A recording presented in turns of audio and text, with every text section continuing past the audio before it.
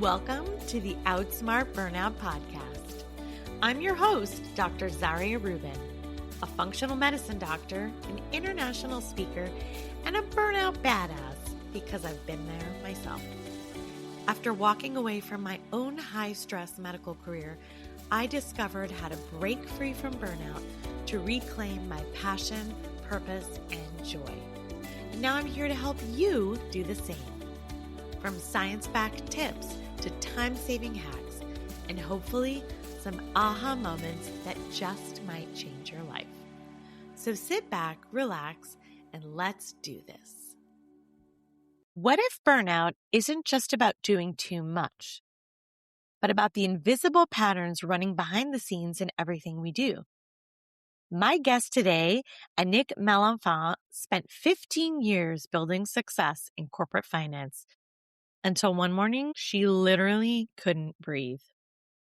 She walked away from the corporate finance world, and now she helps high achievers decode the subconscious patterns creating their upper limits.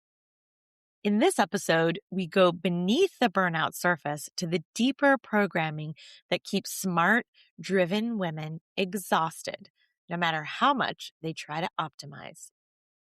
Anik is an inner work strategist, the founder of Ascension Academy, and the host of the Brave Shift podcast, ranked in the top 3% globally. Welcome to the Outsmart Burnout podcast. I'm so happy to have you here.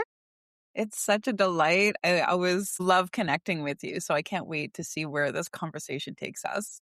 Yeah, I mean, there's so many directions that we can take, and I want to hear all about the work that you do and the unique sort of take on burnout that you have. But, we usually like to start at the beginning with folks and talk a bit about your origin story and how you went from being this super successful, running multi-million-dollar accounts and corporations to really crashing and burning when you were pretty young. Yes. I guess I had like my midlife crisis early, so I got it out of the way. Well, that's what I say. I say, well, we're overachievers in everything. So I overachieved in my midlife crisis and my burnout. Yeah.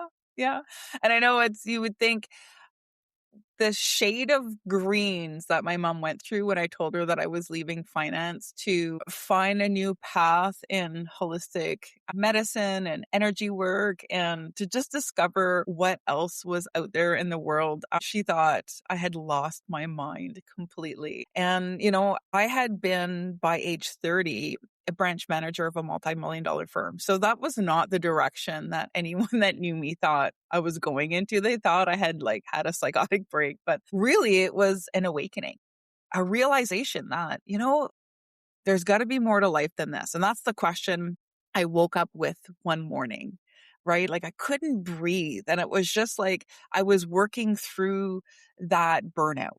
And for me, it looked very differently. It was just doing more. It's it was a burnout of dissatisfaction.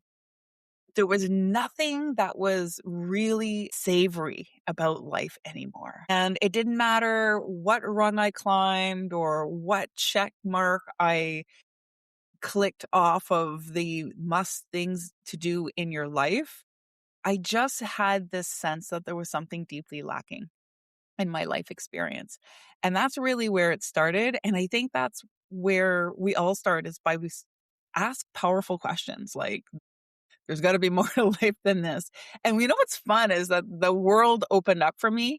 Within a month or two, my life had completely changed in extraordinary ways that I could have never planned on purpose. So really that's kind of the hot gist of it, is working successfully in finance and then waking up one day. And I think some people it's a gradual running down. For me, it was kind of the moment I woke up, I was just I can't do this anymore. And I don't know that I want to.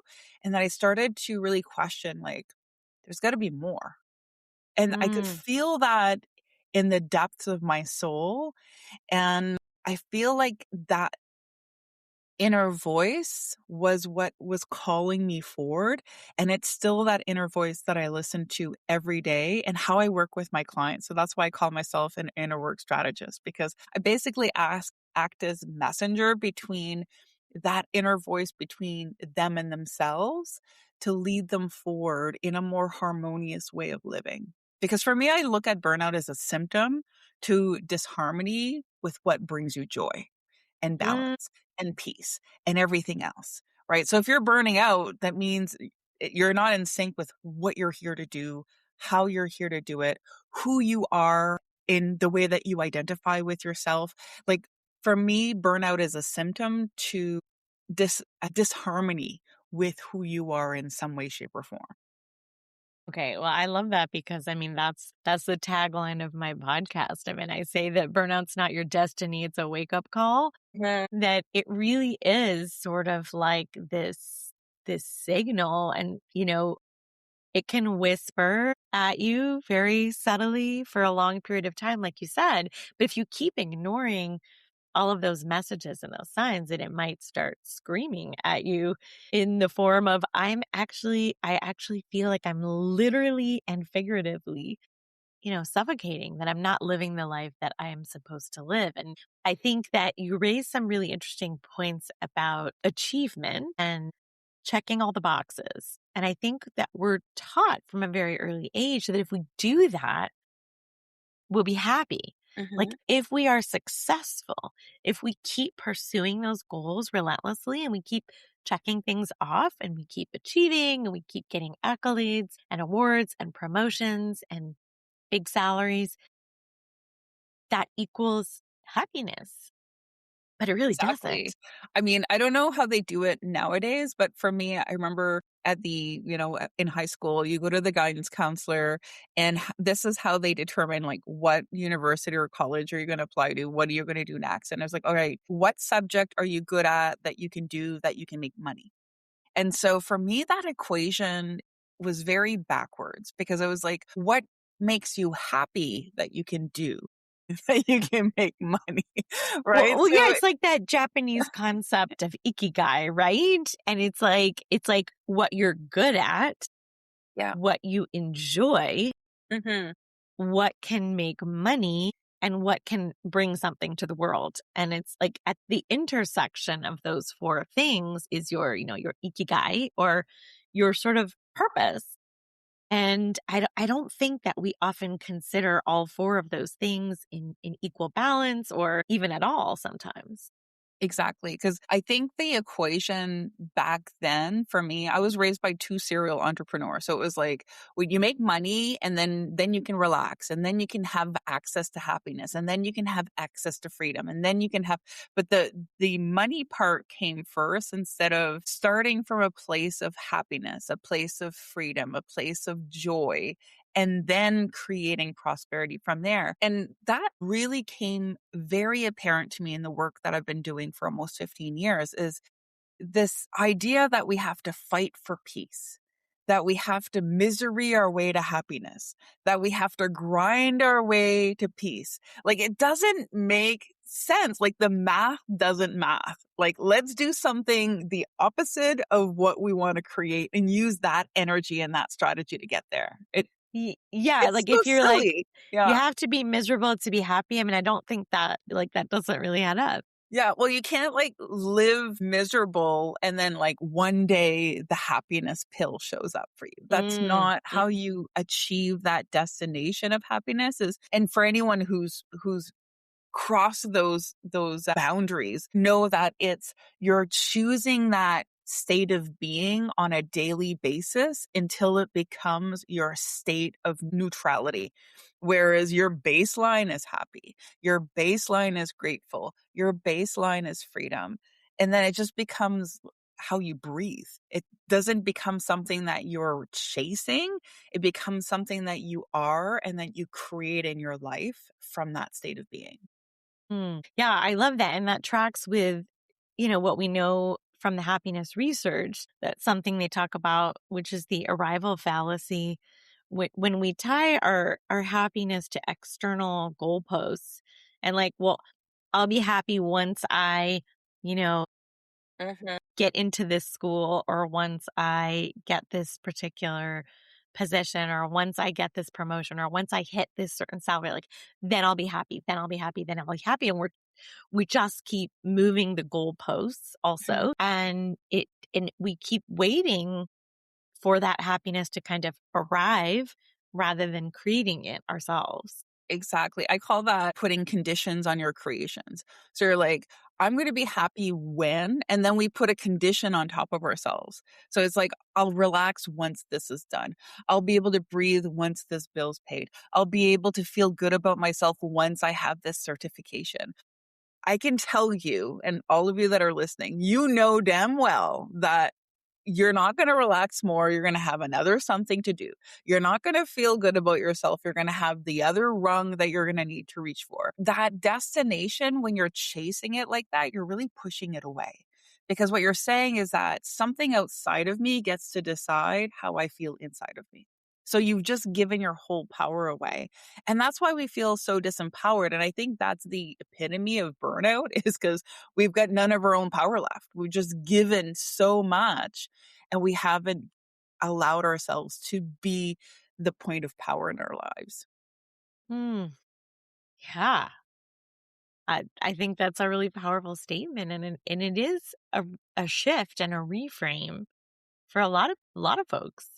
A lot of us who were high achievers and sort of tied our worth and our happiness to that identity piece. And so you walk away from this big job and fancy, prestigious titles and etc. And your mother is freaking out, and I'm sure everyone around you is freaking out. So how did you handle that transition, and what did you do next? What's really interesting is the idea that came to me was, well, why are the academics the only ones that are allowed to take a sabbatical? So I was like, you know what? I want a sabbatical, because I was like, I have no idea what I want to do next, but I know it's not this. And I had been offered another position that was different. And I had given them like my everything list. I was like, I want this kind of vacation. I want like all the freedom I could ask for with the paycheck. And when they offered it to me, I was like, you know what? Like, no amount of money and vacation time is really going to lure me back into this box that I just am not happy in. I felt like I had really just outgrown it. And I mean, I loved what I did. I love my clients. I love numbers. I love the analytics of it. Like, I still love that part. And I think that's why I'm so enthralled by the subconscious mind and the patterns, because for me, it's about seeing all the dots and all the cycles and all the patterns show up, which we saw in the stock market. There's the ebb and flow, and we have different catalysts that happen. So really, what's I find so interesting is the work that I do today is not that different than the work that I did when I worked on the stock market, because energy drove everything in the market. And when we look at people, our energy drives everything that we create, whether that's a thought energy, an emotional energy, or physical energy, or even our resonance or our vibe that we put out and how we interact with other people. And so what I discovered was I have this natural gift to be a sommelier of that energy and be able to pinpoint on exactly where the disharmony lives and be able to map out the pattern so that my clients can really understand and see, okay, so this is the cycle that I've been living in, and this is what I need to break out of it. So I find that just super interesting when I work with people. So the shift wasn't intentional to, okay, I'm going to become this person who, interprets inner messages to discern self-defeating patterns for people. That wasn't the goal. It was more, Anik's going to spend some time healing herself and figuring out what she wants and listening to that other inner voice that she's been ignoring for decades. And that led me to this whole other realm of understanding the subconscious mind and people and our energy and how we interact and why we make the choices that we do and how the identities that we impose on ourselves hold us back and also set us free and all the things. It just opened this Pandora's box that I'm still savoring at, because there's always new research coming out on the human mind and how we work. So I mean, there's never a dull moment in doing this work. So it was really more of a happenstance, and it started with me choosing myself first and letting that journey lead me to figuring out what makes me happy and then do that and then make money. So I just essentially switched the formula, and which led me into doing this work for almost the last 15 years. Okay, it's amazing. And I've never heard this term, but I love the concept of an energy sommelier. Okay, so we're gonna need to dive into that a little bit more, Mhm. because I think that, I'm a pretty scientific, I'm a physician, and a lot of my listeners are as well. And I think sometimes when we hear, energy, it seems very woo and Mhm. very like intangible and hard to really grasp the concepts. And Yes. so I would love to dive in a little bit more to some more tangible examples, or Mhm. you talk about, the invisible patterns that create visible ceilings. Mhm. And I love to get into that some more and just talk about how you're able to identify these energy signatures or patterns and what that might look like and Yeah. what that might lead to. Well, I'll give you an example that I think you and most of our listeners will have had this experience in your life.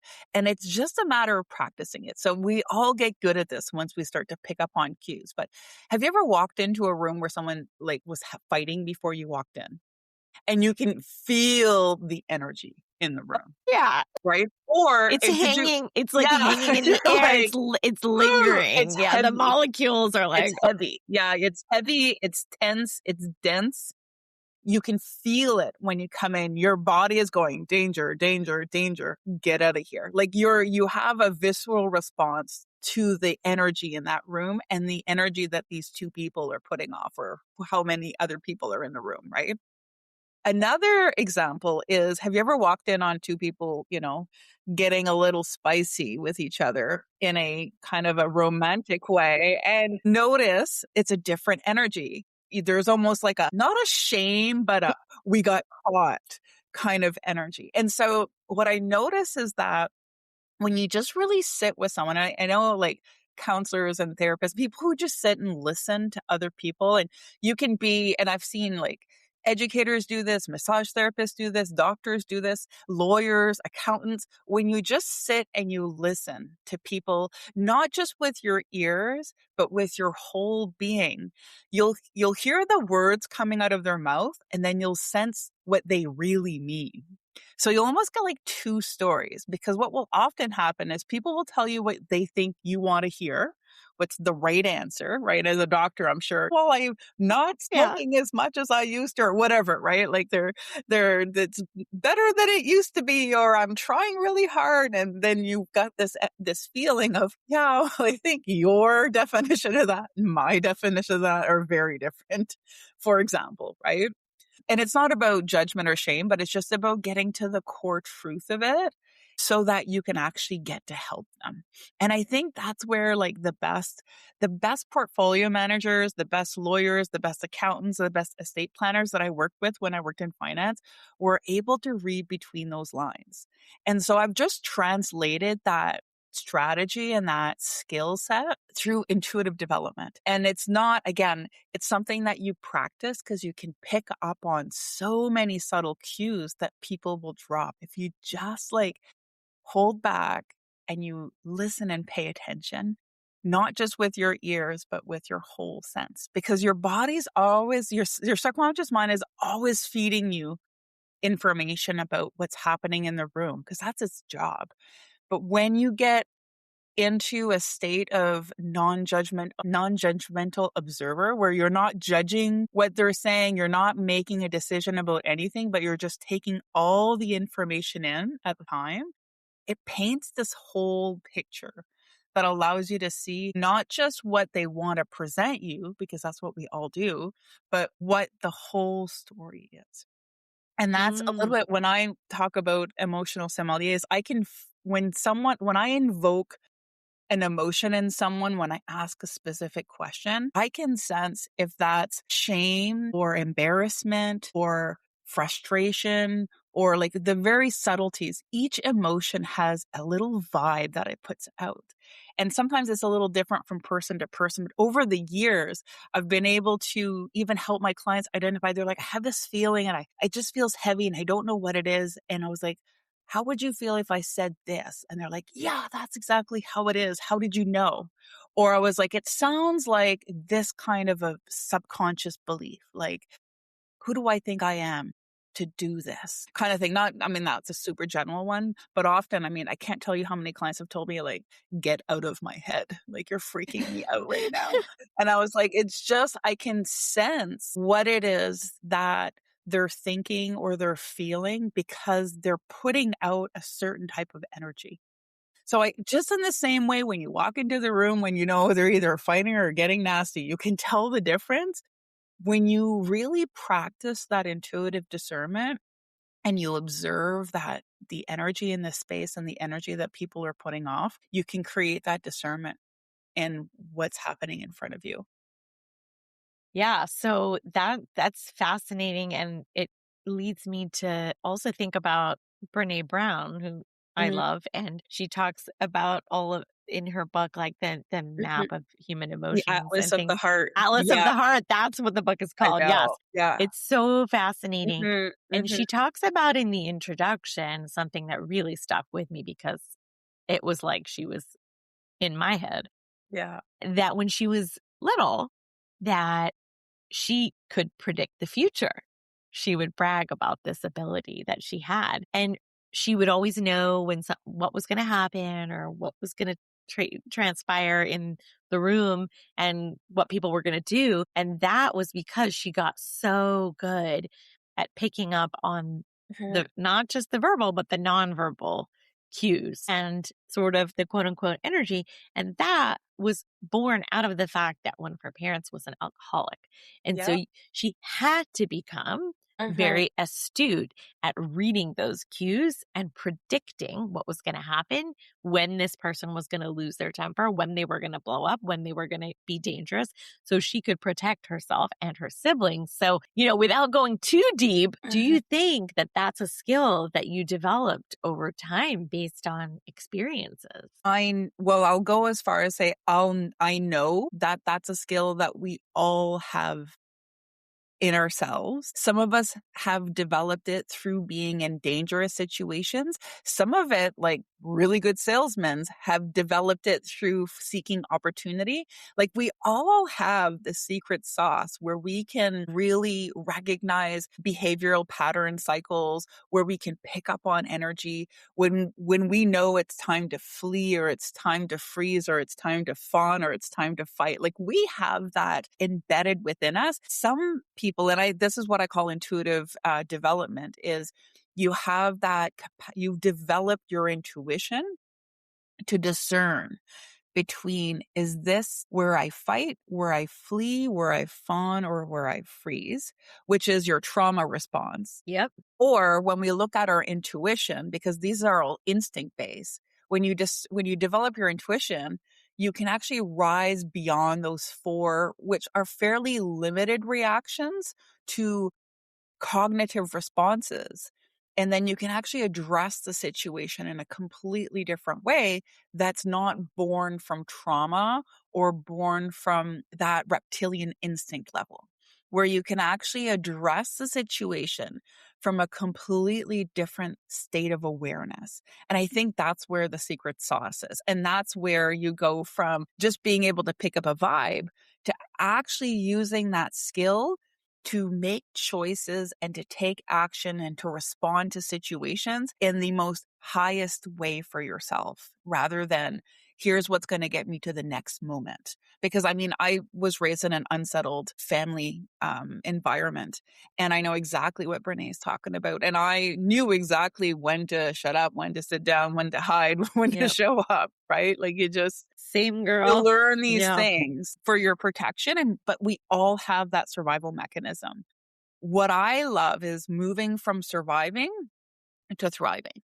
Because when you're only moving from that trauma response, that's like gateway to burnout right there.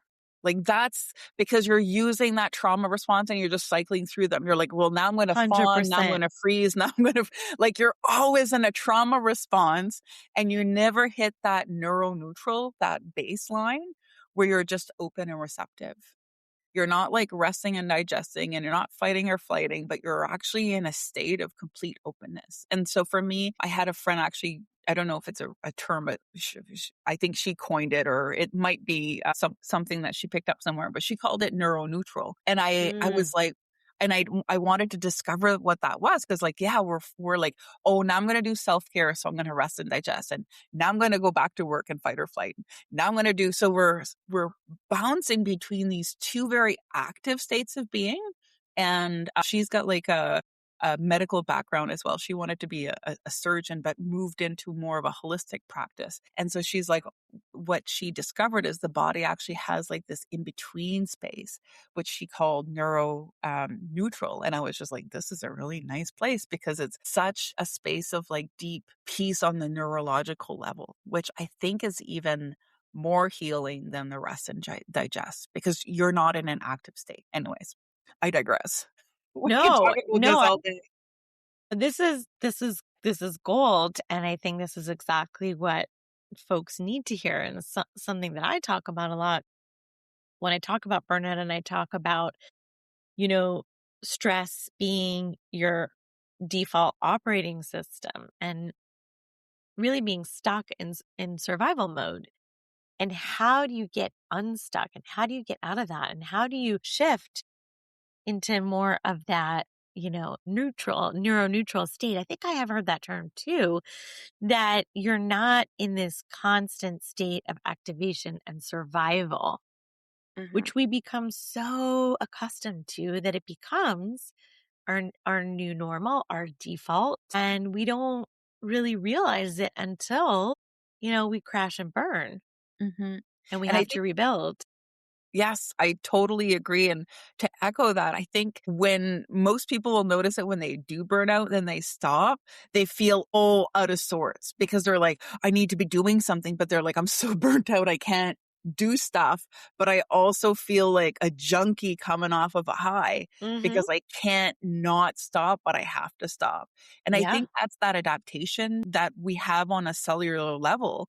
Because when we look at our physiology, we, by our very nature, adapt to our environment. And that includes the emotional states of being and the levels of stress that we're living, because we're just shooting all of those adrenal hormones into our bodies. And that becomes our high, our addiction. And then when we go to like a peaceful place for more than 2 weeks, I find like most people, like 2.5, 3 weeks is kind of like that's when they start getting the withdrawal shakes from not having the stress that they need. And you actually start to feel uncomfortable where you'll start finding things to stress out and feel overwhelmed about, which is really interesting. And I've caught myself in that pattern too. Well, yeah, because you're trying to really recreate that sort of set point. And your Exactly. equilibrium. You're like, well, I feel out of balance because I'm not stressed, and stress has been my default for so long. Yeah. And then you've So got like 2 trillion cells all screaming for their fix because they're like, yeah, they don't know they're not supposed to be stressed they're out. like, All they know is they have a set amount of cell I'm in receptors looking cortisol for adrenal. Yeah, withdrawal. like, where's Yeah, my fix? So you've got yeah. all those little cells screaming at you because they're like, something's wrong. So how do we get folks out of that? Well, one of the things that I love to use as an instrument is connecting directly with the subconscious mind. So the subconscious works at a different frequency at the conscious mind. So when we use affirmations, for example, and powerful, wonderful tools, the challenge with that is you're using them from your cognitive mind, right? So you're using it from the beta brainwave. So you're not connecting to the theta brainwave, which is the language that the subconscious uses, because that's how the programming gets written in. And so when we utilize the theta brainwave, so I've got a few different techniques that I use to support my clients in connecting to that part of their mind, some guided imagery.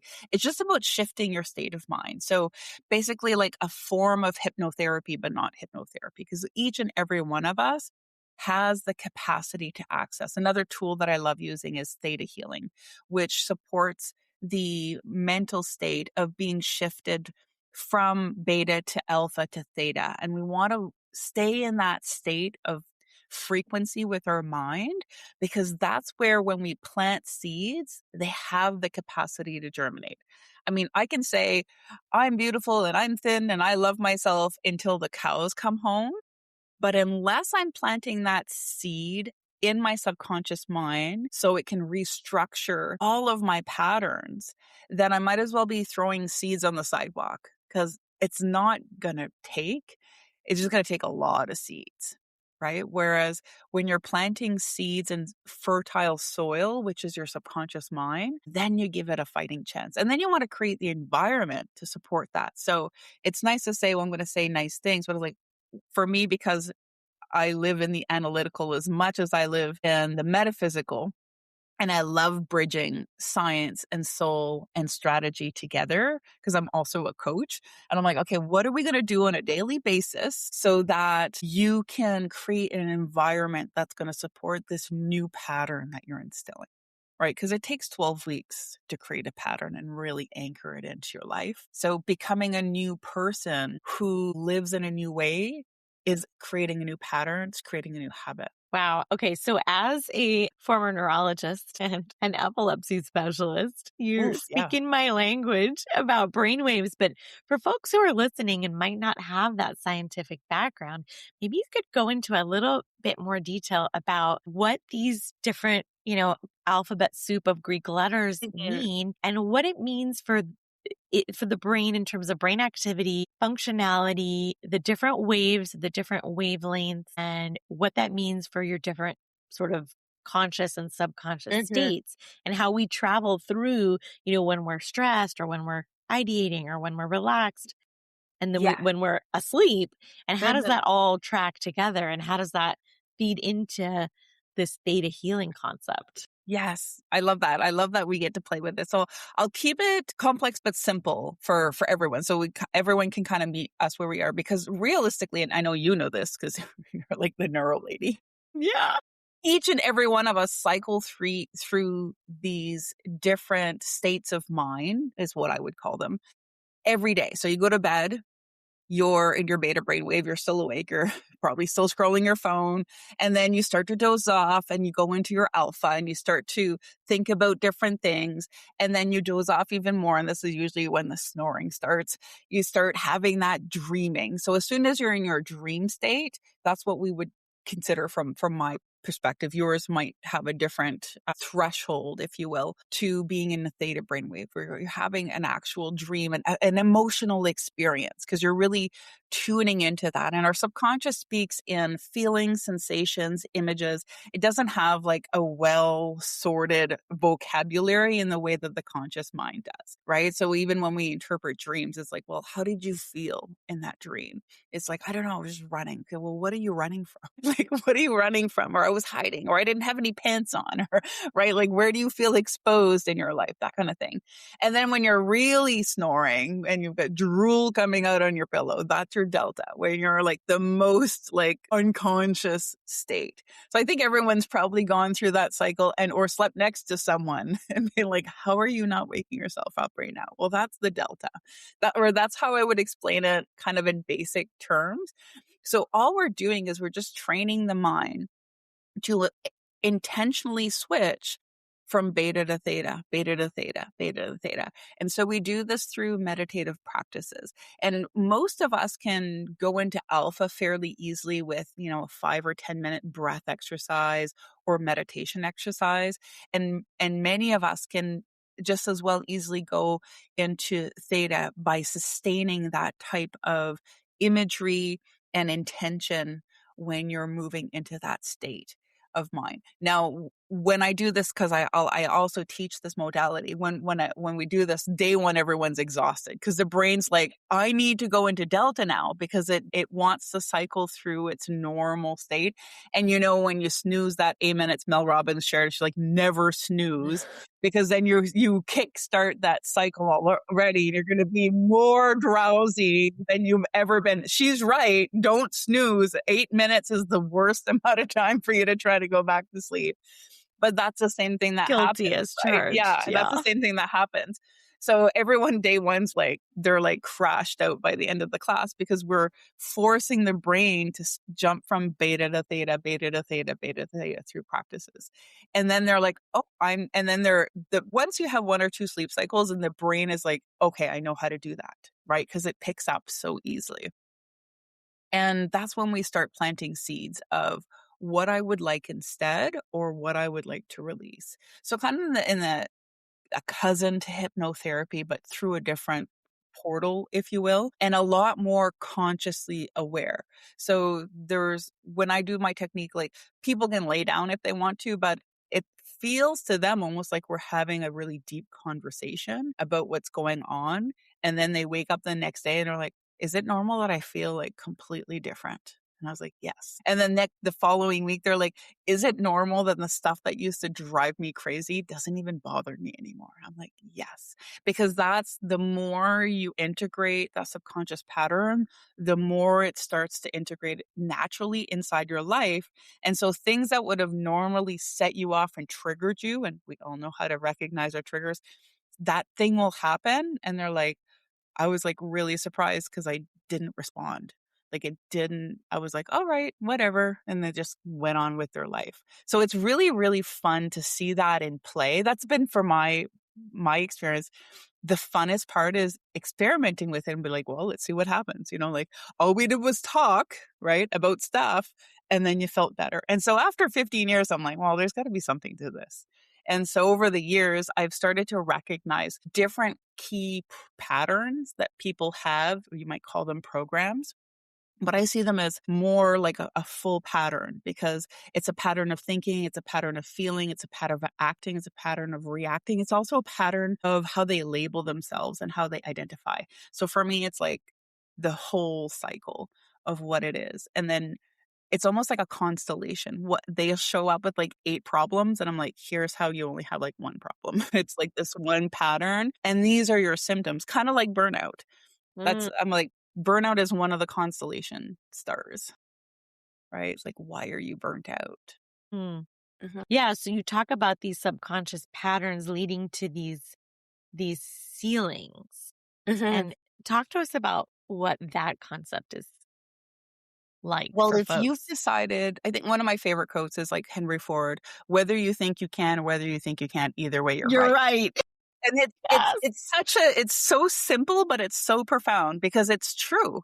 If you subconsciously believe that, getting here is going to be really hard, or as soon as I reach this level, people are going to look at me different, or people are going to judge me, or people are going to do, and everyone's going to say, I don't care what people think. You might not, but your subconscious sure as hell does, because it's still tuned into Neanderthal land, where if you got kicked out by your village, you were a dead guy, right? So like Exactly. that part of your brain still cares, right? So it's about creating subconscious perceived safety over, like it perceives it as being unsafe. And that's, for me, that's the Achilles heel of the subconscious. As long as the subconscious thinks something is unsafe, it will not let you do it. You will blow stuff up in front of yourself. Like, this is where we self-sabotage. We will say no to opportunities. We will talk ourselves out of things. We will invite problems into our lives with a golden invitation in order to stay where we are. And that's why what we would call the comfort zone, right? So the subconscious loves the comfort zone. It's familiar, it's a known, and it can plan on it. And it knows it can survive it because it has before. So this is like the sweet spot for the subconscious, but consciously, we all want more joy, more peace, more freedom, more fun, right? Like that's the human spirit. And it's very core is we desire. And so you can be at constant odds with the conscious and the subconscious. How I like to play with it with my clients is, how do we get the subconscious, which is like 95% of your brain capacity and your emotional state and your automatic responses and your energy, right? That makes you either completely passionate something or completely exhausted, right? Because it really generates all of your adrenals and your hormones and all the things, right? How do we get the subconscious invested in what the conscious mind wants? So that's the question that I always look at, because we are like, I got to fight my ego and I got to fight with my subconscious beliefs, and I got to fight with my self-sabotage. I'm like, no, fighting is not going to bring you to a state of peace. So it's like, but collaboration will, cooperation will, community, being in community with your inner critic, with that inner committee, right? We all have a peanut gallery living in our heads. And it's about creating unity and allowing all these different parts of us to realize, hey, we're playing for the same team, but some of the strategies that those old parts of you have, if you want to talk about it in different parts of us, different patterns that we created, those old strategies, what kept you safe before is keeping you stuck now. So when we talk about invisible ceilings, it's that pattern you developed at 7 when you were tiptoeing around the person who had too much to drink the night before. Now you're tiptoeing around the boardroom because you don't want to ruffle any feathers. You don't even realize it's the same pattern. It's just now it's adult, it's evolved, and it's got a shiny new name. Does that make sense? Pattern, yes. Yeah. I'm just reiterating because it's so good. The pattern that kept you safe is the pattern that's keeping you stuck. Yeah. Love it. Oh my gosh. I could You've talk to outgrown you. it. Yeah. Yeah. I could talk to you all day about this stuff because I love geeking out about the brain and about the subconscious and the conscious. And we're going to move into the final section of the show, which I like to call the rapid fire round. Ooh, I love a good rapid fire round. Yeah. So I just ask you like a couple questions and we'll see where it goes. Yeah. We'll see how my subconscious answers. That's why that's why I also love a rapid fire round, because you're like, you don't have time to think about it. Exactly. Okay. The most overrated recovery advice you've heard. Relax. Just relax. Exactly. I've gotten that one and I was like, what the hell are you talking about? Like, how do you, when you don't know how, it's not useful advice. It's not that it's invalid. It's just, if I could relax, I would have done it by now. Well, yeah. I mean, it's like if you're telling someone who's having an anxiety response or panic attack, just calm down. Just breathe. Calm down. It's like, no, I would if I could. But yeah. What is something that high achievers protect that's actually hurting them? Their identity. Ooh, yes, girl. Any label that you're going to put on top of yourself is going to limit you at some point. So I like less labels. Some people are going with more labels nowadays. I'm like, I want less. I mean, I don't even identify as an Anik. I'm like, I'm just a human with infinite potential. I actually because, you get into these heated discussions online and I'm like, can we just remember that we're all humans and we're all stuck on this doomed planet and we should probably figure stuff out and just work together? Mm-hmm. There's way more to life. Like living in joy is worth so much more than fighting about the details. Yeah. Okay, what is your personal non-negotiable for staying aligned and true to your inner knowing? For me, and this has been something that I've worked on a lot, it's the self-betrayal. So if I need to betray or compromise my personal values, that means what's being asked of me, I need to show up to it differently or it needs to change. But I can't betray those values because that's what got me messed up in the first place.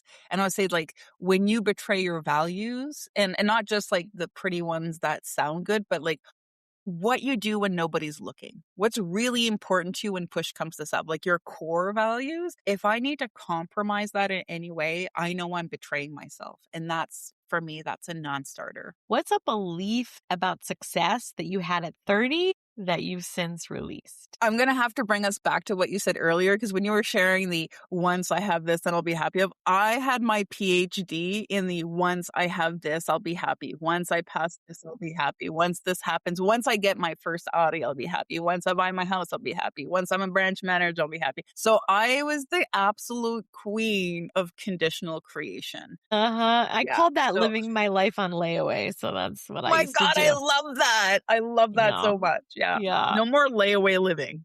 I want it now.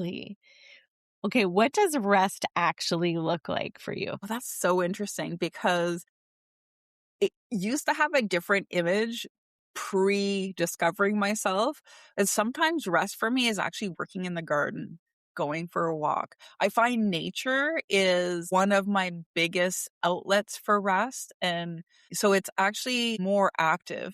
I'm an amateur beekeeper. So rest is actually sometimes going into the hive, even though it's an physical exerting practice, is you can't stress out around bees because they know. So just like I might be an energy sommelier, they're an endorphin sommelier. If you start to panic, they start to get spicy. So it's really interesting. For me, nature is my reset button. I love that. So I had an amazing guest on a couple weeks ago, Dr. Sandra Dalton Smith, and she shared her framework, the 7 types of rest. And so we talked about the fact that rest isn't, there's physical rest, which is sleep, which has gotten really a lot of attention over the years, but there's so many other forms of rest that are more active rather than passive, and, emotional rest, spiritual rest, creative rest, social rest, etc. So it's like there's a lot of different aspects and dimensions and angles. So folks should check out that episode as well. But yeah, it's, this has been such an amazing conversation. And I always sort of close by saying, if someone's listening now, it's a woman who's like done everything on the checklist, done everything right. And she is starting to feel like her life is suffocating her. What do you want her to walk away from this episode, knowing or wanting to try, or what would be the next step for her? Feel like the first thing the high achieving people, especially women, tend to default to is something's wrong, so I got to try something more. So I would invite them to consider doing less, which I know is going to freak out every cell in their body, and get really quiet and listen. What I've discovered is each and every one of us has this inner voice, like not the little devil on the shoulder, but because there's like, yeah, rest, watch a whole bunch of TV. That's just avoidance. Really, that's not rest. You're just avoiding the thing. You're not really resting.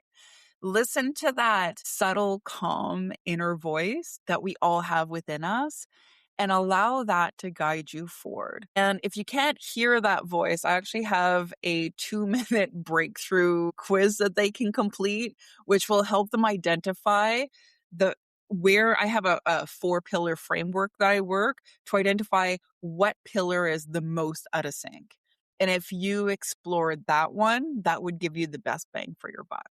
So be quiet, listen to that nudge, the one that you've been ignoring. You know which one I'm talking about.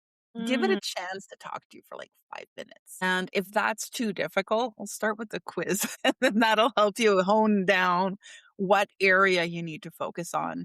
And what's fun about that is when you look at one of the 4 pillars, you can actually start communicating with your inner, your inner wisdom, and going, okay, what part of my values are out of sync? Or where am I lacking discernment between what's really good for me versus what other people think I should do?